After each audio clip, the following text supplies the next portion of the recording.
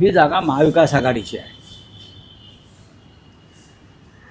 महाविकास आघाडी एकत्र असेल तेव्हा ही जागा निवडून येईल. शिवसेना हा विधिमंडळात महाविकास आघाडीतला सगळ्यात मोठा पक्ष आहे.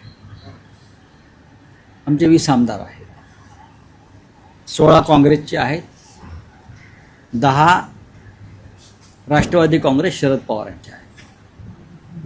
आम्ही जेव्हा एकत्र राहू तेव्हा एक जागा निवडून येईल आणि एकत्र राहणं गरजेचं आहे.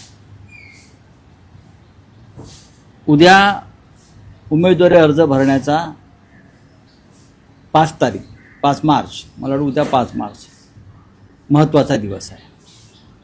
उद्यापर्यंत अर्ज भरावे लागतील. काल नक्कीच जयंतराव पाटील आणि सुप्रिया सुळे या शिवसेना पक्षप्रमुख उद्धव ठाकरे यांना भेटल्या. त्यांच्यात चर्चा झाली, प्रदीर्घ काळ चर्चा झाली आणि आज संध्याकाळपर्यंत निर्णय जाहीर होईल.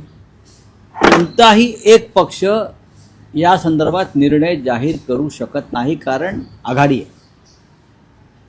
जागा कोणी लढायची हा आघाडी म्हणून निर्णय जाहीर केला जाईल.